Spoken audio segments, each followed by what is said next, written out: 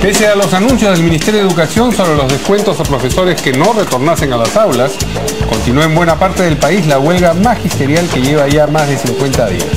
Entre tanto, el viceministro de Orden Interno, Rubén Vargas, reveló que cerca de 5.000 maestros han firmado el padrón de adherentes del MOADEF y un informe de Cuarto Poder mostró a Armida Huerta, asesora del congresista del Frente Amplio Edilberto Curro, refiriéndose a la derecha como el principal enemigo de clase del magisterio durante una reunión con dirigentes y delegados del CONARE-SUTEP. Y el presidente del Consejo de Ministros, Fernando Zavala, afirmó ante la Comisión Lavallato que la única manera de que Odebrecht pueda vender sus activos en el marco del decreto de urgencia 003. Zavala reconoció además que no ha habido una lucha frontal contra la corrupción en los últimos años. Por su parte, Julia Príncipe, expresidenta del Consejo de Defensa del Estado, señaló ante ese mismo grupo de trabajo que hemos ido del gabinete de lujo al de las penurias. Y las 4 bancadas del Congreso que firmaron a favor de la derogación de la denominada ley antitránsfuga aguardan con expectativa la decisión que debe adoptar al respecto este viernes el Tribunal Constitucional. Según el legislador Johnny Lescano, quien fundamentará la demanda, la norma es inconstitucional por restringir a los parlamentarios la posibilidad de conformar nuevas bancadas y limitar su participación en las comisiones ordinarias. Y Tarek William Saab, defensor del pueblo de Venezuela, asumió el cargo de fiscal general de ese país en reemplazo de la destituida Luisa Ortega. Saab anunció que reestructurará esa institución y que su antecesora fue destituida por graves faltas inexcusables. Entre tanto, en ese país 2 asambleas funcionan de manera paralela. Mientras la constituyente se instaló en una dependencia del Estado, en el Palacio Legislativo Federal seguirá sesionando la Asamblea Nacional de mayoría opositora. Para estar al día con la noticia, usted debe seguirnos en nuestra página web www.canaln.pe.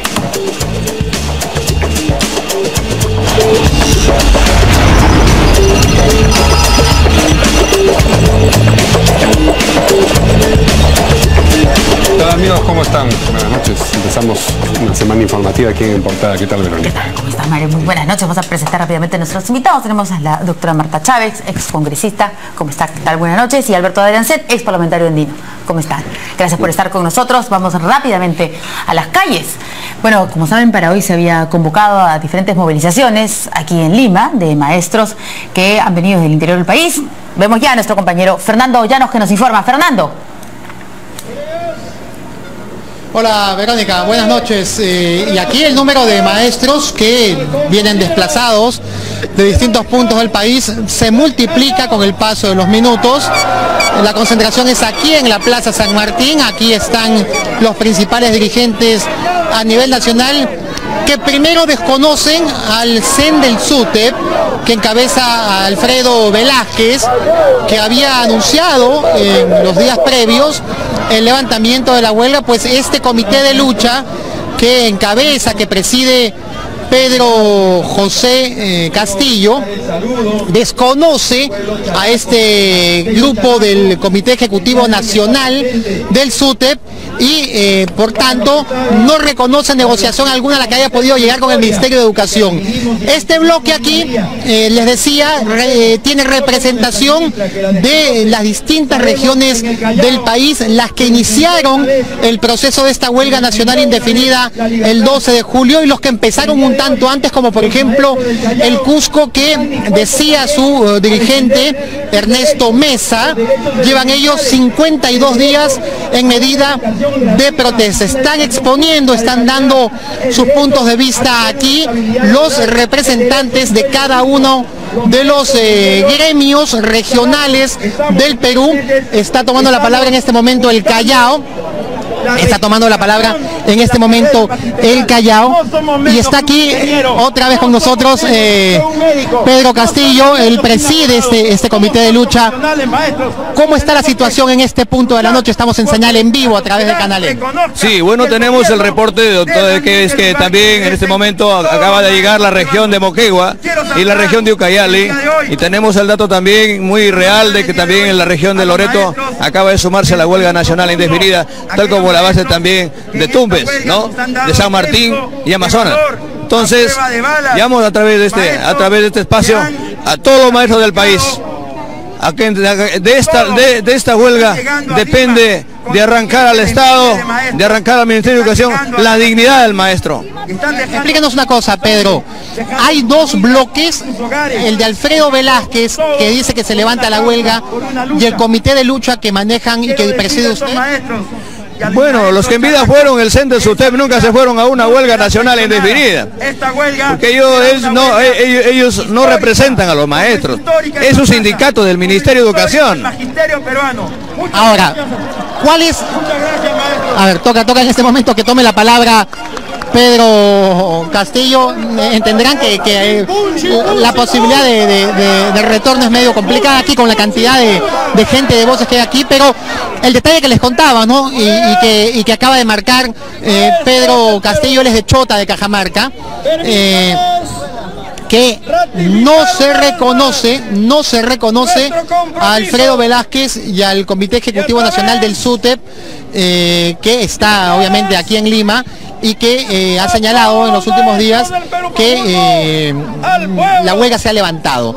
Nos dicen que esta propuesta de la ministra Marilú Martens de hacer un piso salarial a partir de diciembre de 2017 de 2.000 soles, y que dependiendo la escala salarial puede llegar hasta los 3.500 soles, no ha sido notificado a este comité de lucha. Esa propuesta, que es una de las demandas importantes del comité de lucha, que se mantiene en medida de protesta, no ha llegado a este comité de lucha, y por tanto no se puede atender. Pero sí han dejado claro algunos de los expositores es que su aspiración es que el salario llegue a la UIT. Estamos hablando de 4.050 soles. Pero además están exigiendo, entre otras cosas, la derogatoria de normas que consideran que son atentatorias para sus intereses, y el nombramiento de maestros contratados. Insisto con el detalle de que la cantidad de personas se ha multiplicado, que el número de personas se ha multiplicado, y que claro, este bloque mantiene su posición de no volver a aulas hasta que se tenga un diálogo directo con la ministra de Educación y, si se quiere, han señalado, con miembros del Congreso de la República, que podrían hacer el efecto bisagra para conseguir el levantamiento de esta huelga, que está claro que está afectando a los alumnos, que son los principales perjudicados con esta medida de protesta, que en zonas como la sur del país tiene ya 50 días y de manera horizontal y unificada tiene desde el 12 de julio de este año, cuando se oficializó la medida de protesta a nivel nacional. Es el escenario que tenemos en este minuto. Yo no sé, Verónica, Mario, si tienen algún interrogante, trataremos de escucharlos. A ver, sí, nos escuchas. Este señor al que has entrevistado, Fernando, ¿tiene alguna relación con algún partido político? Por ejemplo, con el del señor Goyo Santos. Ellos se presentan como profesores de aula. Lo que dice Pedro José Castillo, que es el presidente del comité de lucha, es que ellos son profesores de aula, que marcan su distancia con el SUTEP, que están marcando distancia con el SUTEP, y que él señala que es representante del magisterio de Chota. No han hablado de partidos políticos aquí, no ha habido ninguna vinculación con partidos políticos, como también uno de los puntos significativos en la exposición ha sido tratar de marcar distancia con esta situación de infiltración que adelantó el ministro Carlos Basombrío en la noche del domingo en Canal N, y que incluso había anunciado que estaban detectando hasta 5.000 firmantes de padrones del Movadef. También marca distancia, ellos se identifican como maestros de aula, que lo que sí tienen claro es que hay un quiebre marcadito con el SUTEP, con el Comité Ejecutivo Nacional del SUTEP, que encabeza Alfredo Velázquez. Muy bien, muchas gracias a nuestro compañero Fernando Llanos, continuaremos en contacto para saber lo que ocurre ahí en la Plaza San Martín. De hecho, esta demanda de tener un contacto directo con la ministra o con el primer ministro incluso, parece priorizar el reconocimiento político a la demanda salarial, ¿no? Lo que uno interpretaría es que quieren terminar de fenestrar, digamos, a la dirigencia de Patria Roja, del SUTEP, y convertirse en los interlocutores del gobierno en esta situación. ¿Esa es la impresión que tienen ustedes? Yo también creo que va por ahí, aunque no es lo único, ¿no? Están ellos tratando también de ir contra, también una lucha de carácter político, porque también estaban hablando en contra de Patria Roja. Y claro, ese es el SUTEP. Claro, y no, pero además el predominio, claro, el predominio también de Patria Roja, o el dominio en la derrama magisterial. O sea, esto tiene que ver con el tema político, el tema sindical, un tema también de financiero, exactamente, claro. ¿no? Entonces, ahora, temprano escuchaba yo que justamente este señor Castillo le decía al reportero de Canal N, porque le preguntó si tenía alguna vinculación con CONARE, y le dijo, por favor, le agradecería que retire esa pregunta. O sea, yo creo que ahí detrás hay el tema de Pucallacta, CONARE, Movadef, ¿no? Entonces es un tema bastante complejo que a mí me hace reflexionar en qué momento hemos perdido nosotros la misión que le corresponde a un profesor. O sea, mientras que esto sucede, los alumnos están votados, y sobre todo los alumnos. Yo me gustaría preguntar al señor Castillo, ¿qué enseña él? ¿Y cuántas horas de clase ha dictado? ¿Y cuántos días viene dictando en todo este año? Porque los alumnos, sobre todo de sectores rurales, han sido afectados por el fenómeno del niño costero.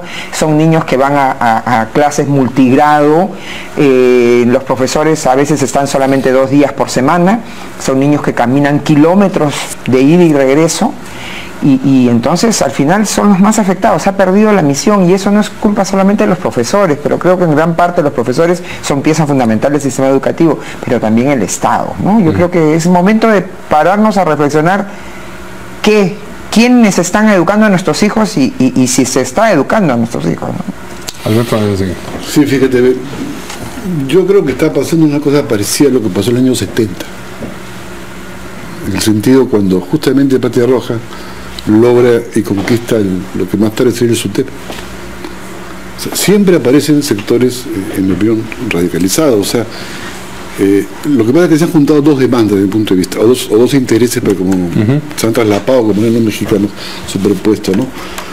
Las demandas magisteriales, que son justas, muchas de ellas, ganan muy poco los maestros, hay que reconocerlo. Y como dices tú, el interés de esta dirección de desplazar. El CONARE, por ejemplo, que se llama Comité Nacional de Reconstrucción, es para decir lo que se llamaba en los 70 el Comité de Reconstrucción de la CGTP. ¿Te das cuenta? O sea, o el COMUL, que se llamaba, ¿no? el Comando Magistral de Lucha en los años 70.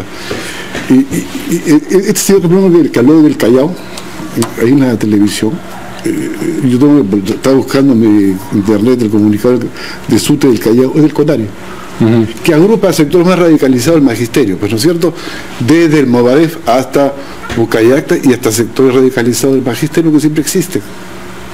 Entonces, la pregunta es, ¿por qué hemos llegado a esta situación? O sea, y lo peor es que la dirección que hoy día maneja la huelga, que son estos regionales, que están vinculados al CONARE, que no es un partido, es un comité de reconstrucción y lucha, digamos, ¿no es cierto?, que están metidos ahí todos, se nutren de las demandas, pues entonces, como tú bien dices, pues, lo prioritario es sacar a Patria Roja, con lo cual van a por lo menos en el discurso de la dirigencia, me parece claro, ¿no? Está claro, pero entonces la única forma es radicalizando la huelga, pues. Entonces, ambas cosas se van retroalimentando desde el punto de vista, con lo cual puede implicar la destrucción del sindicato magisterial, desde el punto de vista que es lo más peligroso, ¿no? Claro, pero ¿cómo queda en medio de todo esto? O sea, queda clarísimo que hay una disputa interna, ¿no? Por supuesto. Ya, perfecto. ¿Qué hacemos con este gobierno? O sea, ¿qué hacemos la ministra? ¿Qué podría hacer? ¿Qué hace el Estado en general? ¿Cómo vamos a hacer? Los gobiernos regionales, perdón, no pueden hacer nada, porque hoy hemos visto ¿Qué es lo que pasa con todas las huelgas? ¿Qué es lo que pasa con los médicos? Van, marca, se van. Sí. ¿De qué otra manera un gobierno regional va a poder constatar que efectivamente vino?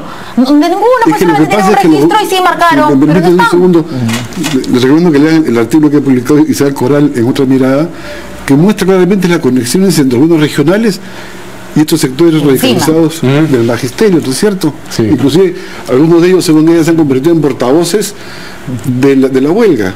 Entonces, no estamos frente a una cosa simplemente, en mi opinión, sindical, digamos, el problema es mucho más complejo. Sí, yo también creo eso. Entonces, y creo que la pregunta es por qué hemos llegado a ese punto. Y la ministra no recibe a lo del CONARE o a este sector porque es un dilema político que tienen que resolver. Lo recibe, entonces lo que ha negociado con la dirigencia del Entonces, SUTEP ya no tiene por qué ser válido. Ese es el problema que hay de por medio. Ahora, yo veo una cosa mucho más grave. Alberto hablaba de los años 70, pero nosotros hemos sufrido un problema a partir de los años 80 del terrorismo. Entonces, y el terrorismo ha estado infiltrado en el movimiento magisterial, lamentablemente.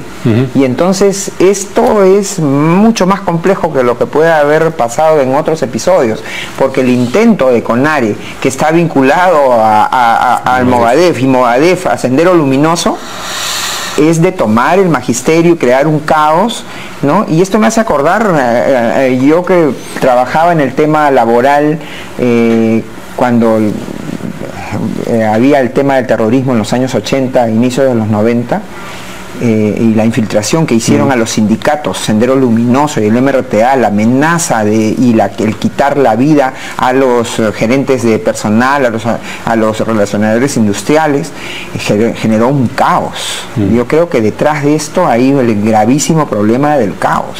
No es que va a ser una transición en que ya, si se acepta y una dirigencia vence a la otra. No, yo creo que detrás hay toda un fondo que a mí me hace temer el tema de si verdaderamente estamos ante nuevamente la levantada de cabeza de un movimiento o grupos terroristas, ¿no? Claro. Y eso me preocupa mucho. Si nos permite, señora Denzel, vamos a regresar a la Plaza de San Martín, porque ha llegado la congresista Indira Wilca. Vamos a escucharla, a ver, de repente tiene algún planteamiento.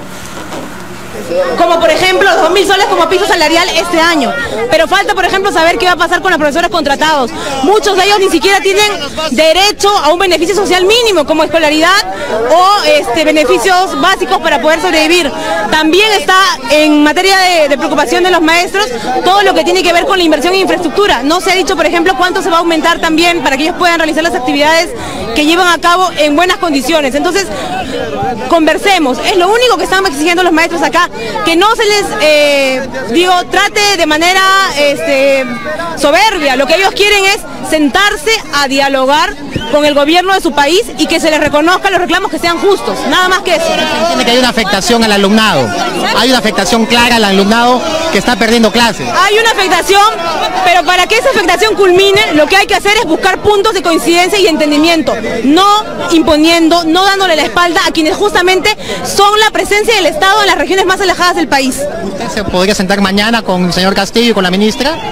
Yo invoco a que haya un diálogo, a que realmente se les reciba a los dirigentes que están planteando cosas justas, no a quienes plantean cosas maximalistas, sino a quienes plantean cosas que son viables. Última pregunta, lo que ha señalado ayer el ministro Basombrío acerca de la infiltración de Movadef. Yo le pediría una cosa al ministro Basombrío, que aplique la ley, que quienes realmente tengan algún tipo de involucramiento con estos grupos sean sancionados. El Congreso modificó el Código Penal para mejorar la sanción al delito de apología al terrorismo. Si alguien lo está haciendo, que se le sancione, pero que no se generalice, que no se intente estigmatizar a nadie.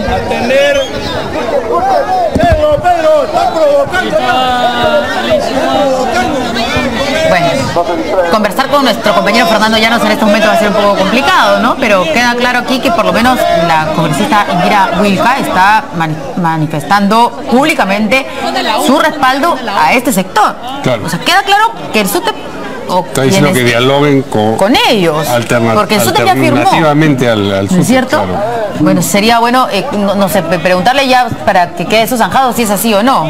Es el dilema que tiene el gobierno, ¿no es cierto? O sea, si negocia con un SUTEP más razonable que es Patria Roja, desde el punto de vista, o renuncia o no se con un SUTEP radical.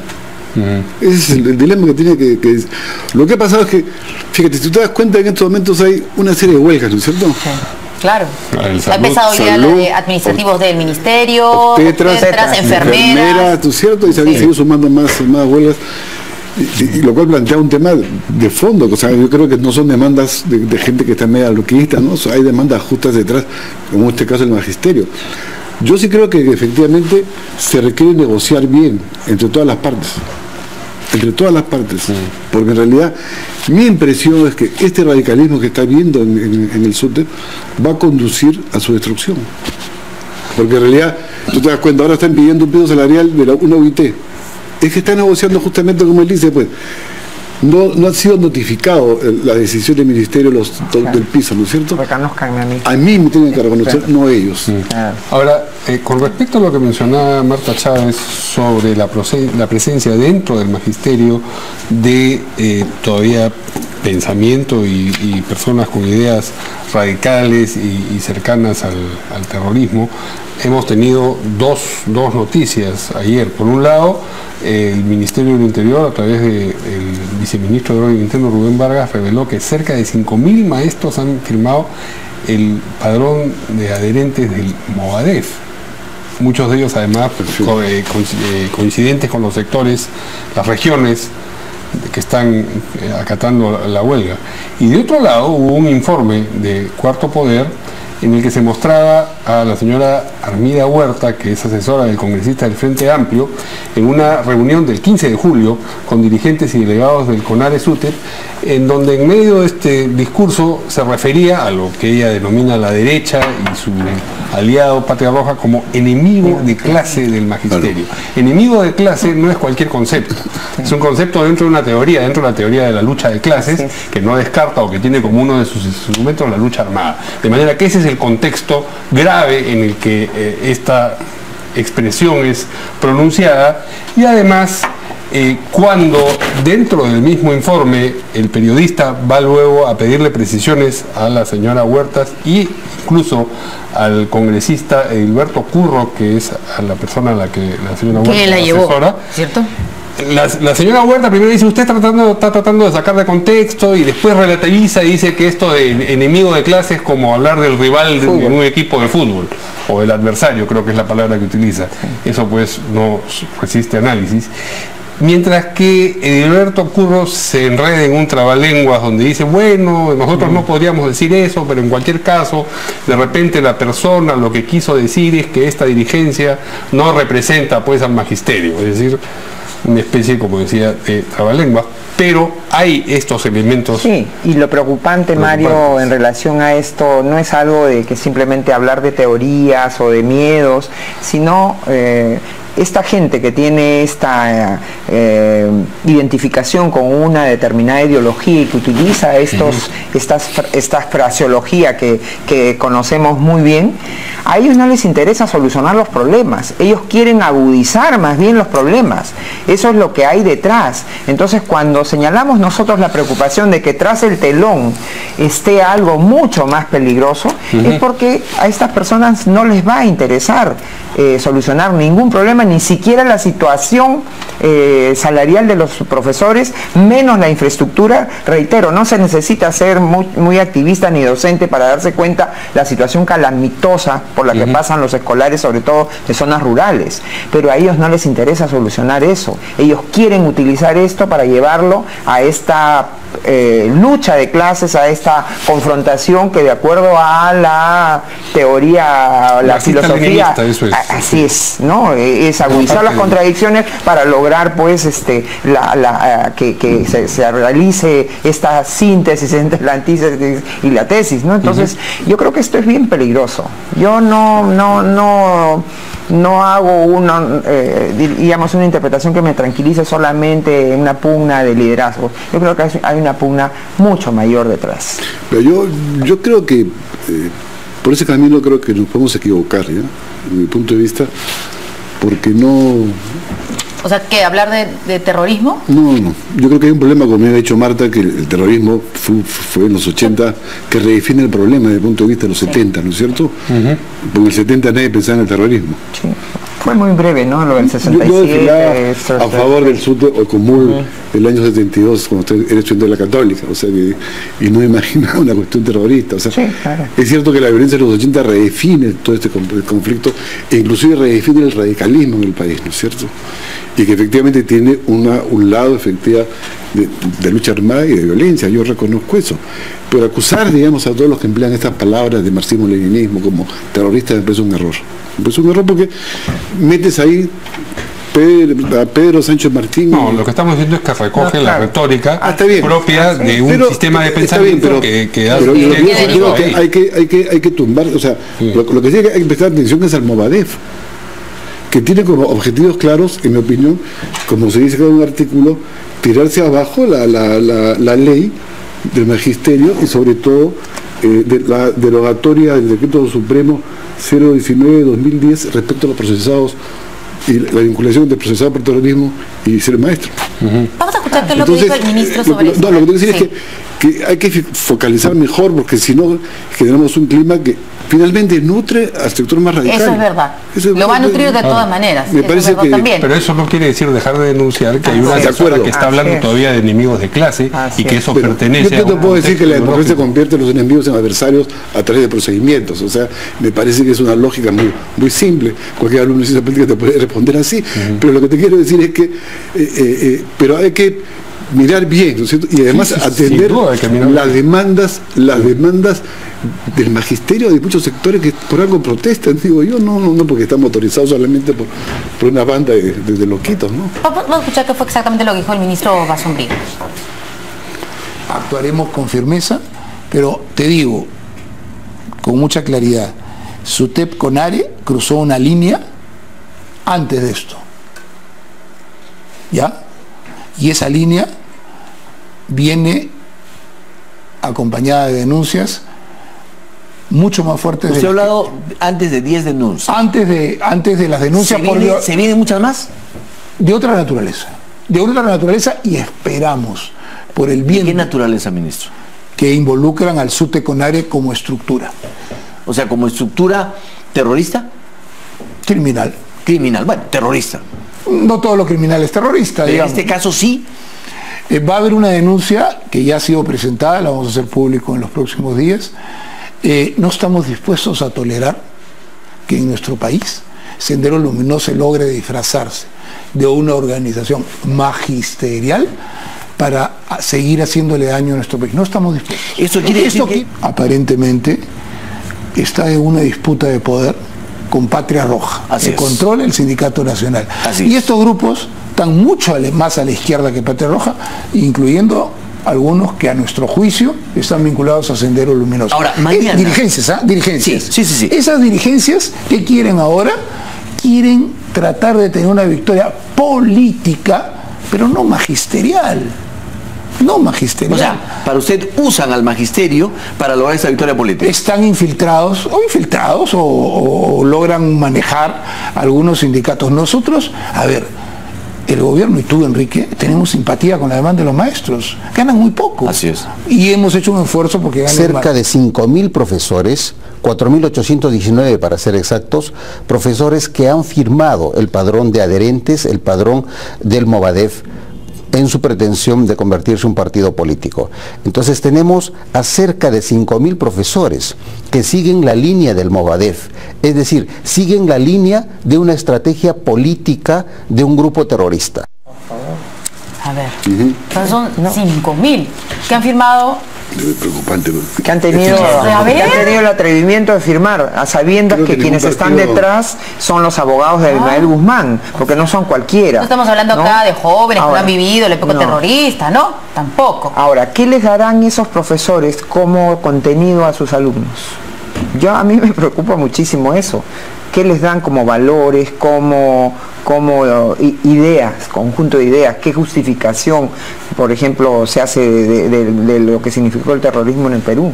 Esto es bien preocupante y yo creo que más allá de lo que habla la congresista Indira Will, que hay que conversar, por favor pongámonos también en el caso de los alumnos. Creo que toda conversación, todo trato no puede significar que el objetivo, el fin último, que es atender y educar a los alumnos, se pierda porque al final termina siendo el magisterio, ¿qué cosa? ¿Oportunidad de trabajo para las personas? ¿O es el magisterio un elemento de un elemento importantísimo del sistema educativo que tiene como fin último cultivar y educar y preparar para la vida y para el trabajo a los jóvenes? Entonces, yo creo que acá hay que volver a pararnos y volver de qué estamos hablando cuando hablamos del sistema educativo, ¿no? A ver, si nos permiten, nuestra compañera Daniela Neves también ha llegado a la Plaza de San Martín, pero con otro grupo de manifestantes. Daniela, ¿quiénes han llegado?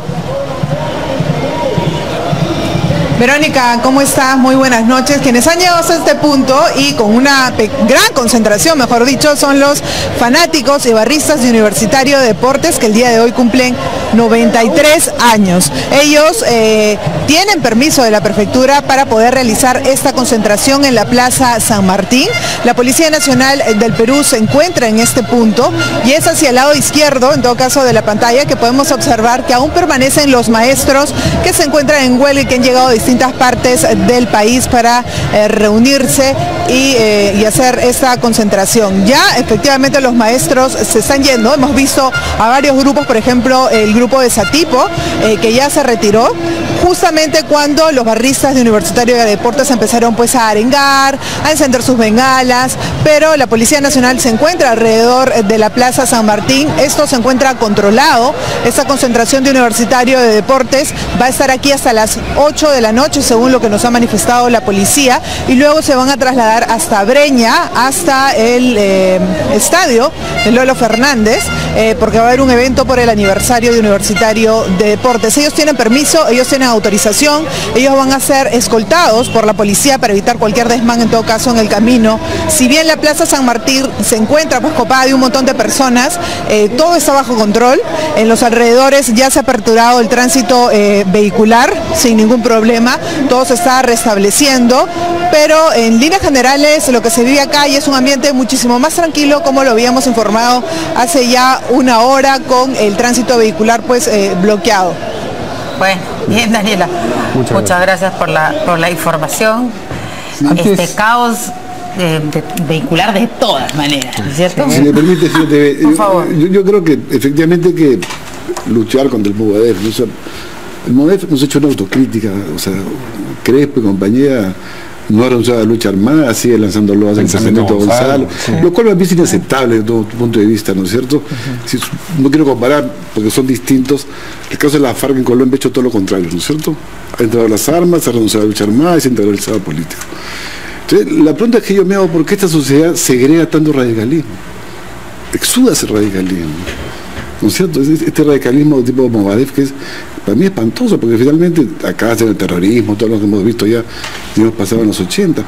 Y no es que, o sea, y lo que me temo para terminar no es que, porque ellos emplean al magisterio, las demandas del magisterio no sean justas. Que los empleen no implica necesariamente que las demandas sean justas, o sean injustas, digamos, ¿no?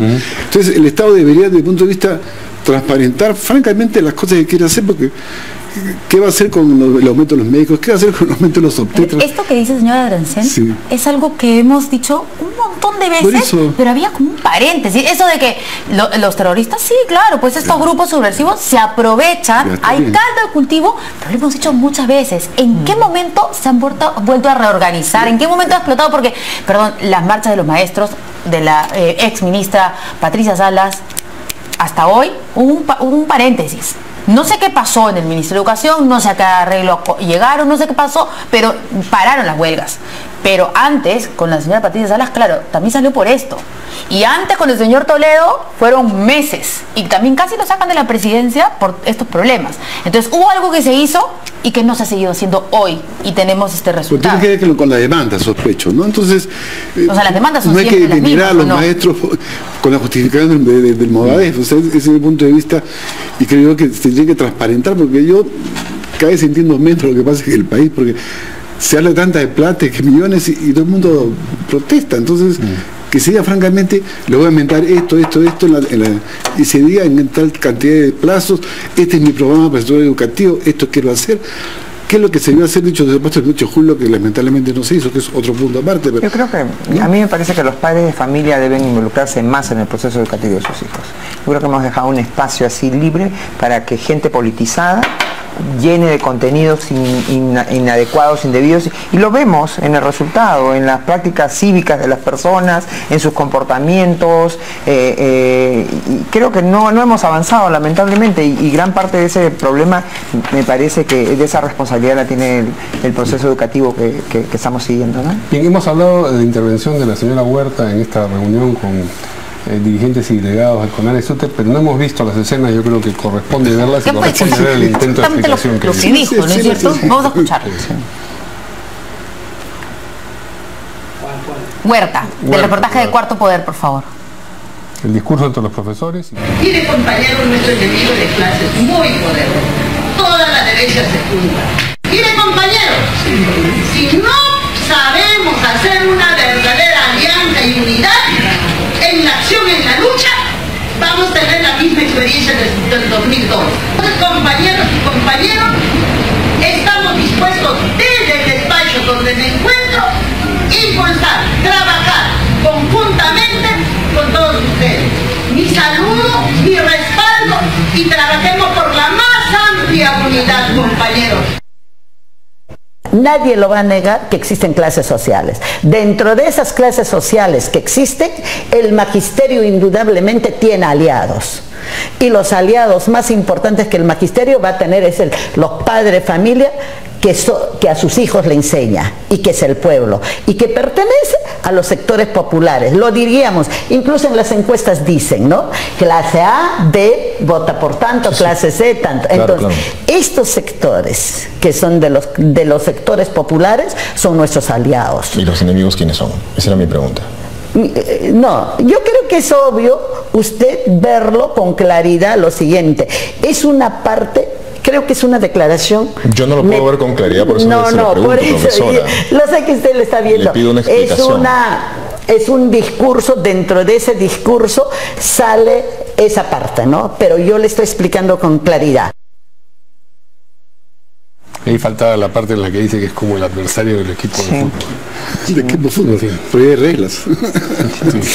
Y no hay enemigos. Cuando hay guerra no hay muchas reglas que digan. No son enemigos tampoco. Tu equipo contrario no tiene enemigos. No terminan luego matándose. Como simbólicamente somos, ¿no? Se refería solamente a los adversarios, como cuando dos equipos de fútbol juegan entre sí. Es que son enemigos que por las reglas se expresan como adversarios, pues, ¿no? La conciencia de que la expresión es complicada y le complica la vida está dada por estos intentos de disimulo y decir no, en realidad es el adversario. Pero por supuesto, ¿no? Sí, yo sí creo que... Muy bien. Con eso de ahí vamos a una pausa y regresamos con lo que ha dicho el presidente del Consejo de Ministros, Fernando Zavala, ante la Comisión Lavajato.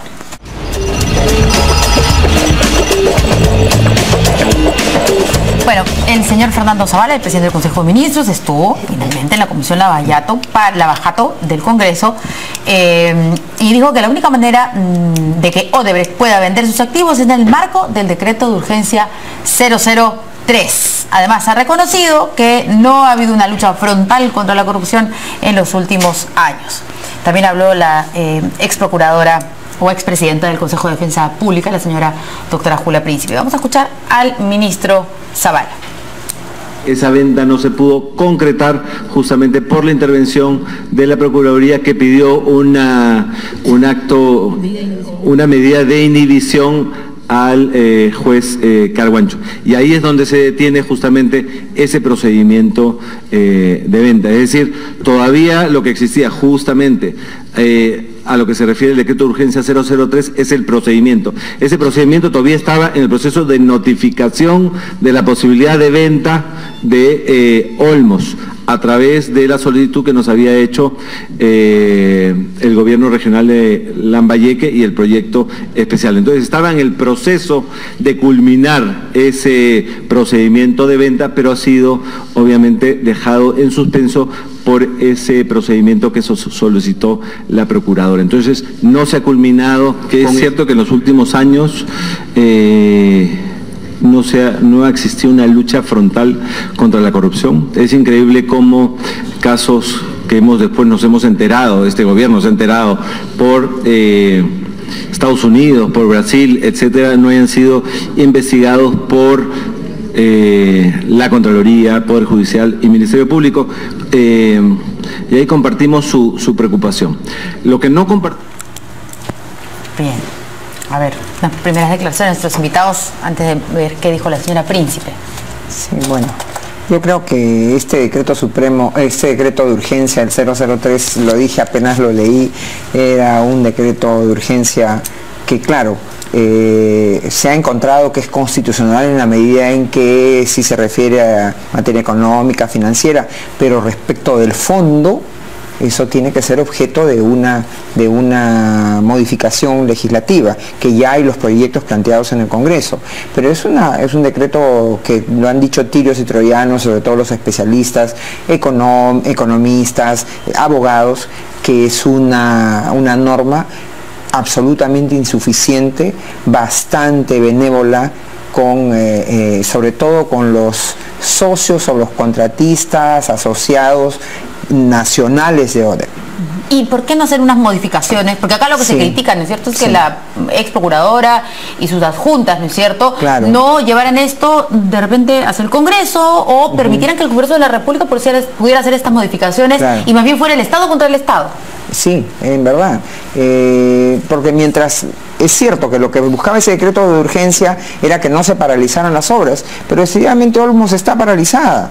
Es más, Odebrecht ha suspendido la cadena de pagos a una serie de proveedores nacionales y eso no se está mirando.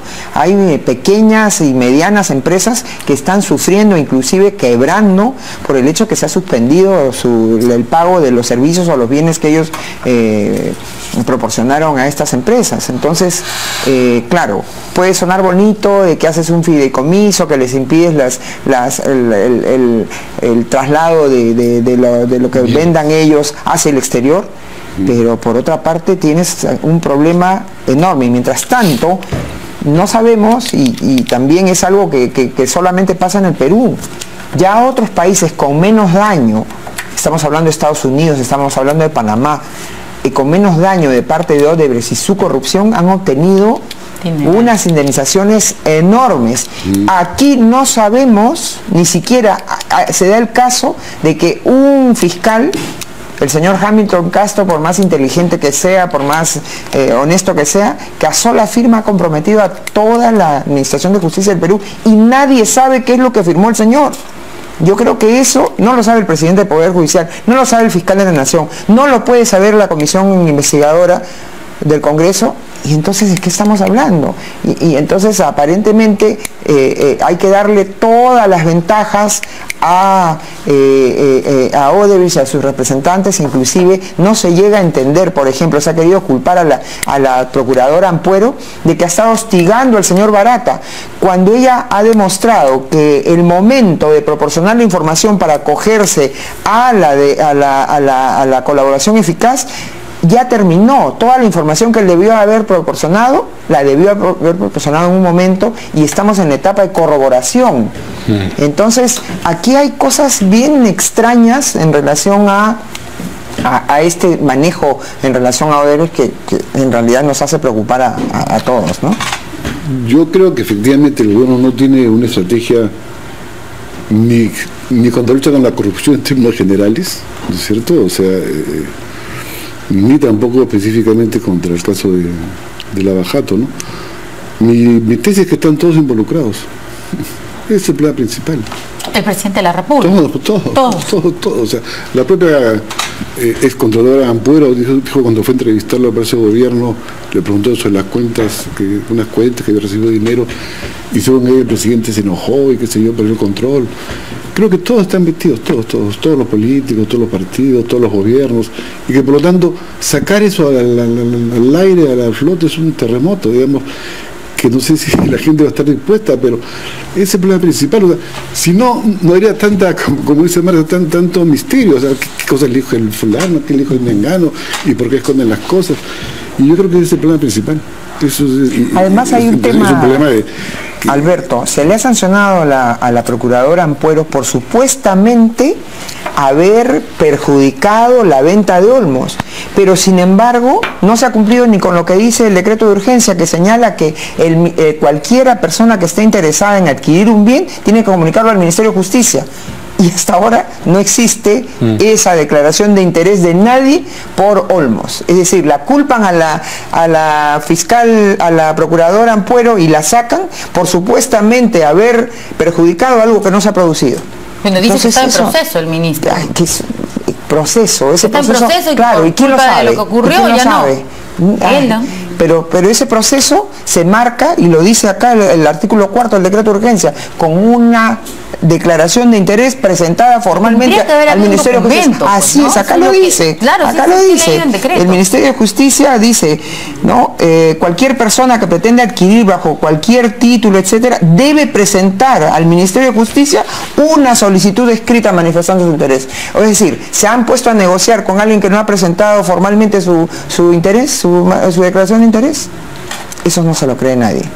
En todo caso debió haber habido alguna coordinación con las procuradoras. Así es. No sé si la ministra de Justicia, si estaba al tanto de estas negociaciones que se iban a dar, que estaban en proceso, debió decirle a Cola Príncipe, mira, por si acaso estamos acá, ten cuidado, qué sé yo, ¿no? O dejemos que esto vaya. Hasta ahora no sabemos qué empresas nacionales en serio estarían comprometidas seriamente con la corrupción. O interesadas, por ejemplo, en el caso de Olmos, de comprar Olmos. No se sabe quién. No se sabe qué empresas que han estado en negociaciones con Odebrecht. Ahora es el tema de OAS, ¿no es cierto? Ya. ¿Qué empresas? ¿Alguien sabe? ¿Han pasado cuánto tiempo? ¿Un año? ¿Y? Sí. Entonces, el problema es que están metidos, o sea, y están buscando formas. Yo soy muy pesimista respecto al resultado fatalista de la bajada, pero como vamos las cosas, como bien se ha dicho en otros países como República Dominicana, han sacado más plata que nosotros, o sea, que República Dominicana. Entonces, hay ciertos entramados, digamos, ciertas cosas que bajo el supuesto discreción, secreto. Pero yo pregunto, ¿qué empresas nacionales están comprometidas? ¿Han sido convocadas, han sido investigadas? ¿Les han allanado las empresas o como sucede en otros países? O sea... No, y el decreto de urgencia lo que pidió era que solamente iba a involucrarse a las que hubieran sido condenadas, a las que hubieran aceptado alguna culpabilidad, a las que tuvieran vinculación, estableciendo el 10% de accionariado. Justo las empresas que son las más trascendentes, socias y por años socias de Odebrecht, están fuera de todas las condiciones o los supuestos que se han trabajado en el decreto de urgencia. O sea, tú también estás como el señor Adresen, que dice todos están metidos. No, acá no hay negligencia, sino corrupción. Hay un decreto de urgencia que ha sido hecho a la medida de este gobierno. De este gobierno y de los intereses que hay y de todo lo que... Y junto a eso existe el otro tema, el secreto. Nada más preocupante que el secreto, salvo que se tratara pues de temas de seguridad nacional, yo acepto que haya secreto, pero no es el caso, pues. Pero en los procesos, por ejemplo, cuando el fiscal tiene que negociar con el que está siendo procesado por delincuente. Pero ya negoció, pero él ya negoció y ha puesto su firma sobre un compromiso. Es que no podemos conocer ese compromiso. No negoció. Pero ¿por qué, como dice Gustavo Gorriti, los fiscales que fueron a Brasil no hicieron más preguntas? Pero no quiere entrar en discusión. No. A ver, la doctora va a tener que responder. Está hablando de Keiko Fujimori. Sobre todo también de Alan García, ¿no es cierto?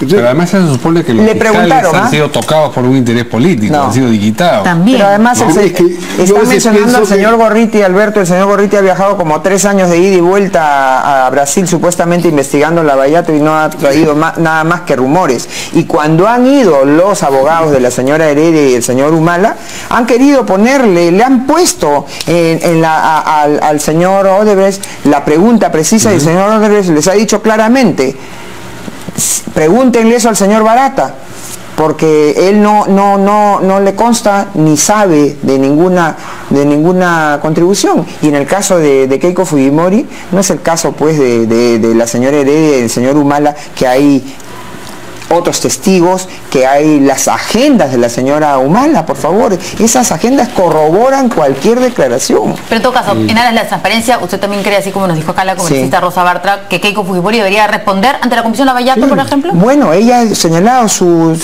ya por escrito su disposición a que la llamen, y no sería la primera respuesta. Ella ha dado todas las respuestas durante años sobre muchas cosas. ¿O que se inicie algún tipo de investigación en la Fiscalía también? También, pero si a Keiko se le han iniciado. Y hay una cosa, quiero aclarar esto, porque se habla a propósito de la ratificación, primero de la detención provisional de los esposos Humala y de la ratificación de esa detención. Dice, entonces que detengan a los otros. Oye, un momentito, esa detención provisional es porque ha habido una conducta procesal indebida. Cualquier persona, ustedes o yo, podemos ser investigados y tenemos que ponernos a disposición de las autoridades. Pero obviamente, si no somos unas personas con conductas indebidas como investigados, vamos a tener que seguir esa investigación en libertad. Y eso hay que aclararlo muy transparentemente, ¿no?